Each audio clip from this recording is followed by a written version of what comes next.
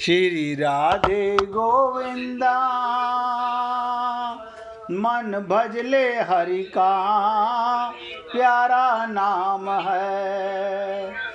गोपाला हरि का प्यारा नाम है।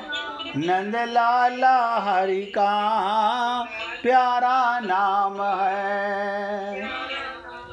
गोपाला हरि का प्यारा नाम है। नंदलाला हरि का प्यारा नाम है।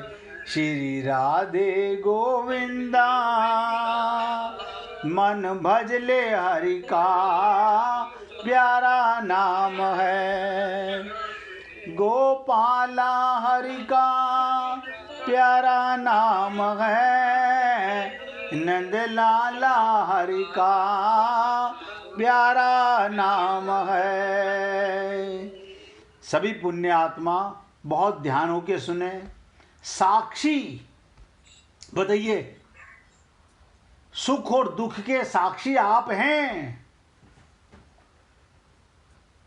आप आते हुए सुख और जाते हुए दुख देखते हो, लेकिन हम उनके साथ लिप्त हो जाते हैं। सुख सब चाहते हैं, दुख कोई नहीं चाहता। भगवान क्या करते हैं? देखो, मनुष्य शरीर में, क्योंकि हम कर्म योनि में हैं, भगवान सबके अंदर होते हैं, लेकिन वहां साक्षी नहीं होते। भगवान बाकी भी योनियों में सबके साथ होते हैं, लेकिन वहां दृष्टा नहीं होते। क्यों? वो भोग योनि में है, वो भोग रहे हैं बेचारे। लेकिन आप और हम सब लोग कर्म प्लस भोग योनि में हैं, और भगवान सारा दिन साक्षी भाव से देखते रहते हैं। देखने वाला गवाह। जैसे ही तुम साक्षी होते हो, तुम शुद्ध तत्व को खोज लेते हो। बस आत्मज्ञान हो गया, मैं भी दृष्टा हो गया। अब क्या मतलब? मेरे मन में पाप आया, भगवान ने नोट किया होगा, मैंने भी नोट कर लिया है मैंने पाप किया है, आगे से बंद कर दोगे? कौन अपना और कौन पर आया?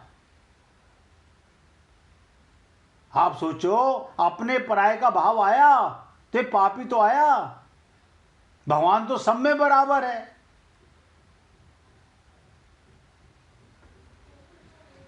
अपने पुत्र में हमारा अपना भाव आए, नौकर में भगवान का भाव ना आए, तो आपको लगता होगा इसमें क्या पाप है? अपने बेटे को अपना बेटा मानना तो पाप नहीं है? बिल्कुल पाप नहीं है। अपना मानना नहीं, भगवान का मानना सबसे बड़ा दृष्टा, सबसे बड़ा साक्षी भाव है। फिर राग द्वेष सब समाप्त हो जाएंगे। तो कबीर जी जोर दे रहे हैं, तुम उस शुद्ध तत्व को खोज लेते हो जो सदा देखने वाला दृष्टा है और कभी दृश्य के रूप में दिखाई नहीं पड़ता। आधारशिला का यही साक्षी भाव है। तुम शरीर नहीं हो, तुम मन नहीं हो। ये अनुभव उसे ही होता है जिस पर सदगुरु का रंग चढ़ गया हो। अभी तक हम अपने को शरीर मानते हैं, अपना मन मानते हैं, क्योंकि सदगुरु की शरणागति नहीं की है। सदगुरु का रंग चढ़ गया। जो देख रहा है, देखने वाला सदा दृश्य से भिन्न होता है। जैसे एक हीरा हाथ में रखा हो तो तुम हीरा नहीं हो पाते हो, हीरे को देखने वाले होते हो, परखने वाले होते हो। तो दृष्टा बनिए, तब सुख आए या दुख आए, ये तुम्हारे ऊपर से गुजरते जाएंगे। देखने वाला कभी दृश्य नहीं होता। तुम्हें शरीर दिख रहा है, देखो आपको अभी दृष्टा बन जाओगे एक सेकंड में। तुमने बचपन देखा? हाँ देखा ना, हमने अपने बच्चों का बचपन भी देखा, बच्चों की जवानी भी देखी। अरे तो बाबा तुम दृष्टा हुए ना, शरीर के भी तुम दृष्टा हो। तुम शरीर के भी दृष्टा हो, तुम शरीर नहीं हो। इसलिए मैंने कहा देखने वाला कभी दृश्य नहीं होता, सुख दुख केवल घटनाएं हैं। आंख सब कुछ देख सकती है पर स्वयं को नहीं देख सकती। यही आंख तुम्हारी चेतना है। ये समय आते ही एक अद्भुत परिवर्तन घटने लगेगा, तब तुम पारदर्शी हो जाओगे। जब तुम साक्षी होते हो तब सुख और दुख तुम्हें छूते नहीं। तुम इतने विराट हो जाते हो, दुख तुम्हारे भीतर नहीं समाता, ऊपर से गुजर जाता है। जैसे आकाश से काले बादल गुजर जाते हैं, आकाश उनसे रंगता नहीं। आकाश में सफेद बादल आए वो सफेद नहीं हो जाता आकाश, काले बादल आए वो काला नहीं हो जाता। आसमान दूषित नहीं होता। आप और हम लोग, हमको कोई छू ले, अपवित्र कर दिया, मैं पूजा करने जा रहा था, क्या पवित्र हो गया? तुम तो शरीर को देखने वाले हो, आत्मा को कोई छू नहीं सकता। लेकिन हम अज्ञान में जीते रहते हैं। तो कहते हैं कब न छाड़े संग का अर्थ है उस परम सत्य से अब तुम्हारा नाता अटूट हो गया। अब तुम अपनी परिधि पर नहीं, अपने केंद्र पर जा रहे हो, यानी नित्य प्राप्त परमात्मा का अनुभव करने लगे। रंग ना लागे और का व्यापे सतगुरु रंग। संसार रंगों का बाजार है। जैसे कपड़े की मार्केट में जाओ, सारे कपड़े कपड़े कपड़े, गहने की मार्केट में जाओ, गहने गहने गहने, बर्तनों की मार्केट में जाओ, बर्तन ही बर्तन। ऐसे संसार रंगों का बाजार है। सफलता का रंग, असफलता का रंग, धर्म का रंग, जाति का रंग, और हम रंगे जाते हैं। लेकिन जिस दिन किसी सद्गुरु की शरणागति, सद्गुरु का रंग कोई भारी रंग नहीं, महाअग्नि है। वो तुम्हारे उन तमाम झूठे मुखौटों को जला देगी जिन्हें तुम मैं समझते रहे हो। जब सब झूठ जल जाएगा तब जो बचेगा वो असली चेहरा, वही जागरण, यही पूर्ण स्वतंत्रता है। तब तुम भीड़ का हिस्सा नहीं बनोगे, तुम एक प्रकाश स्तंभ होगे। तुम संसार के सारे कर्तव्य निभाते हो पर एक अभिनेता की तरह। अभी हम अभिनेता अपने को बनते नहीं। तुम जानते हो पर्दे पर खेल चल रहा है पर तुम पर्दा नहीं हो।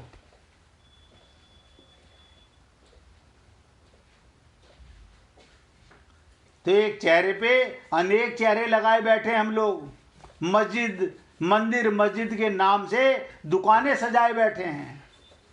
वो पूछते हैं मुझसे, ध्यान से सुनिएगा, वो पूछते हैं मुझसे कौन है तू। वो पूछते हैं मुझसे कौन है तू। जो मैं हूं मेरा है के नाम से पहचान लिए बैठे हैं। इसलिए पुण्य आत्माओं, जागो, अभी होश में आने का पूरा मौका है हम लोगों का। अब आपके साथ दूसरे श्लोक की चर्चा करने जा रहा हूं, 52वें श्लोक में। तो भगवान पूर्व श्लोक में जिस पद की प्राप्ति, समता की प्राप्ति कराना चाहते थे, उसी पद की प्राप्ति के लिए, अनामय पद को क्या कहते हैं? यदा ते मोह कलंकित, जिस समय तेरी बुद्धि, देखो ये अर्जुन को नहीं, आप लोग क्या समझते हैं भगवान अर्जुन को बोल रहे हैं ना। हमें ये महसूस होना चाहिए भगवान हमसे कह रहे हैं। क्या कह रहे हैं? जिस समय तेरी बुद्धि मोह रूपी दलदल को, बताओ, ये जो कहा ना यदा ते मोह कलीलम, आपने कभी सोचा नहीं मोह कलीलम क्या होती है? हमने पढ़ना तो सीख लिया कि मोह कलीलम यानी मोह रूपी दलदल। आप और हम सब लोग मोह रूपी दलदल में फंसे हुए हैं। तो भगवान कहते हैं जिस समय तेरी बुद्धि मोह रूपी दलदल को भली बाती तर जाएगी, यानी इस दलदल से पार निकल जाएगी, उसी समय सुने हुए और सुनने में आने वाले भोगों से वैराग्य को प्राप्त हो जाएगा। बताइए, कोई बंधन नहीं है। यहां बंधन मान के तो फंसे हुए हम लोग। यहां तो सेवा के लिए आए हैं। हमारा बंधन, हमारा संबंध, हमारे गुरुदेव करवाते ना, हरि गुरु दोई अपना, गहूं इनके ही शरणा। यानी गुरु ने हमें ज्ञान दिया कि भगवान ही मेरा सदा था, भगवान ही मेरा सदा है, भगवान ही मेरा सदा रहेगा। और संसार में जो भी रिश्ते नाते हैं वो भी सब भगवान से ही हैं। मैं कई बार निवेदन करता हूं, माता भी भगवान है, पिता भी भगवान है। आपका त्वमेव सर्वम मम देव देवा। संसार का प्रत्येक रिश्ता भगवान बना हुआ है, लेकिन हम लोग अज्ञान में ये मेरे अपने, ये मेरे पराये हैं। अपना पराया कहां से आ गया? यही अविद्या है, यही अज्ञान है। इसलिए निवेदन करना मेरा कार्य है। अब ध्यान से सुनिएगा, ये मोह रूपी दलदल से आप पार होना चाहेंगे या नहीं, ये मैं नहीं जानता। मैं तो केवल भगवान की वाणी आपको सुनाकर ये प्रयत्न करना चाहता हूं। आप और हम सब लोग इस मोह रूपी, अज्ञान रूपी, अविद्या रूपी दलदल में फंसे हुए हैं, इससे पार नहीं जा रहे। तो क्या कहते हैं, यदा ते मोह कलिलम बुद्धिर्व्यति ही तरिष्यसि। शरीर में अहमता। बताओ, हम शरीर को मैं मानते हैं, अपनापन करते हैं, और ममता करना, यानी जितनी ममता हम अपने शरीर से करते हैं तथा शरीर संबंधी, आप माता पिता को परमात्मा मान के प्रेम करते हो या शरीर का नाता मान के प्रेम करते हो? भाई इतना समझ लीजिएगा। अगर आपको आत्मज्ञान हो गया है तो माता भी परमात्मा का अंश आत्मा ही है, पिता भी परमात्मा का अंश आत्मा ही है। लेकिन क्या करे जीव, शरीर का संबंध, और साथ में एक अपशब्द और जोड़ देता है, मेरे सगे भाई हैं, मेरी सगी बहन है। सगा तो एक परमात्मा होता है, बाकी सब तो संसार माना हुआ है। या सब में परमात्मा नजर आने लगा तो जित देखूं तित श्याममयी है। आप गोपी बन गए, सब में परमात्मा नजर आने लगा, सब में परमात्मा है। हरि व्यापक सर्वत्र समाना। भगवान कहीं छोटा बड़ा नहीं होता। कभी ये मत समझना कि तिरुपति बालाजी में बड़े भगवान जी बैठे हुए हैं, हमारे घर के मंदिर में छोटे भगवान जी बैठे हुए हैं। आपके हृदय में साक्षात पर ब्रह्म परमात्मा विराजमान है। तो भगवान इस श्लोक में बताना चाहते हैं, शरीर में अहमता और ममता करना, शरीर संबंधी माता पिता, स्त्री पुत्र, वस्तु पदार्थ आदि में ममता करना ही मोह है। कारण कि इन शरीर आदि में अहमता ममता है नहीं, केवल अपनी मानी हुई है। शरीर आपसे ममता नहीं करता। देखो कमाल की चीज, एक तरफा प्यार चल रहा है। आप किसी से आत्मा मान के प्रेम कीजिए, परमात्मा का अंश मान के प्रेम कीजिए, परम प्रेम हो गया। आपने अपनी माता को प्रेम किया, परमात्मा का अंश मान के परमात्मा से प्रेम हो गया। जिससे प्रेम करो उसमें आत्मा को देख करके परमात्मा का अंश मान के प्रेम करो। फिर बंधन नहीं है, भगवत प्राप्ति है। और आप हम लोग खूब गाते हैं, त्वमेव सर्वम मम देव देवा। कारण शरीर आदि में अहमता ममता है नहीं, केवल अपनी मानी हुई है। शरीर जड़, आप बताओ, सोच के देखो, शरीर जड़ है, आप चेतन है। शरीर जड़ है, मिट्टी का है, और आप चेतन हैं, लेकिन आप अपने को शरीर मानते हो। ये हाल तो जब है हम लोगों का। हम लोगों ने अपने जीवन में संत महात्माओं का सत्संग सुनने के बाद, आत्मज्ञान होने के बाद भी, अरे कम से कम जड़ को तो जड़ ही मानो। अपने को जड़ क्यों मान रहे हो? तुम परमात्मा के अंश हो, चेतन हो। तो शरीर आदि में अहमता ममता नहीं है, केवल अपनी मानी हुई है। अर्थात ये सब दलदल है, कलिलम।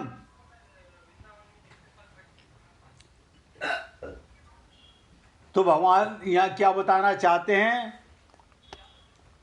इस मोह रूपी दलदल में, अब ध्यान से सुनो एक एक शब्द को, इस मोह रूपी दलदल में जब बुद्धि फंस जाती है,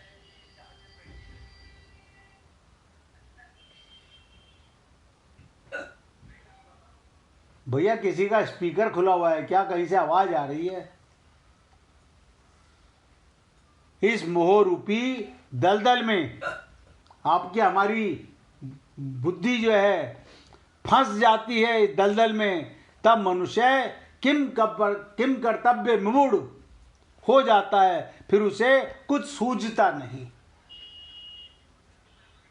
कुछ नहीं सूझता, भटकता रहता है। बस एक ही काम करता है, मोह ममता रूपी बार बार संसार में आता है, संसार में और चला जाता है, और वही ठगाई का काम करता रहता है। सारा दिन ठगाई, और कोई नहीं ठग रहा, तुम अपने आप को खुद ही ठगा रहे हो। यानी, और ध्यान से सुनिएगा, स्वयं चेतन होता हुआ हम चेतन हैं, और शरीर आदि जड़ पदार्थों में अहमता ममता करके उनके साथ अपना संबंध मान लेता है। इससे बड़ा अज्ञानी क्या होगा? हमारा सदा का साथी परमात्मा, द्वा सपर्णा सखाया, वो ऐसा सखा है जिसने हमें कभी नहीं त्यागा, सदा हमारे साथ रहता है। मंदिर में नहीं, पखाने में जाओगे तो भी भगवान तुम्हारे साथ है, शमशान में जाओगे तो भी भगवान तुम्हारे साथ है, लेकिन खोपड़ी में बात नहीं आती। तो कहते हैं अहमता ममता करके उनके साथ अपना संबंध मान लेता है, पर वास्तव में ये जिन जिन चीज़ों के साथ संबंध जोड़ता है वो चीज़ें इसके साथ सदा नहीं रह सकती, सदा नहीं रह सकती। आप सोच के देखो, बचपन के खिलौने कहाँ गए? बचपन के कपड़े, हाँ वो तो हमने दे दिए होंगे मम्मी पापा ने किसी को। अरे बाबा, जवानी के कपड़े कहाँ गए? कुछ तो हमने संभाल के रखे हुए, क्या करोगे इनका? बुढ़ापे में काम के नहीं वो। और ये जो अब हमने अब संभाल के रखा हुआ है, ये आपके जाने के बाद बच्चे बांटेंगे। इनके साथ संबंध कैसा मान रखा है? आप चेतन हो, परमात्मा के अंश हो, और मैं तो आपसे कह रहा हूं, आप अपने परिवार के प्रत्येक सदस्य से प्रेम कीजिए, मगर आत्मा मानकर, परमात्मा का अंश मानकर। कभी भी ये खोपड़ी में से निकाल दो कि मेरे शरीर का अंश है। तुम शरीर नहीं हो, तुम शरीरी हो, तुम जड़ नहीं हो, तुम चेतन हो। अगर ये विश्वास हो जाए, ये ज्ञान हो जाए, तो जीवन भर के लिए आने जाने का चक्कर खत्म हो जाएगा। 1 मिनट महामंत्र का जाप कीजिए, फिर आगे चर्चा करेंगे। हरे कृष्ण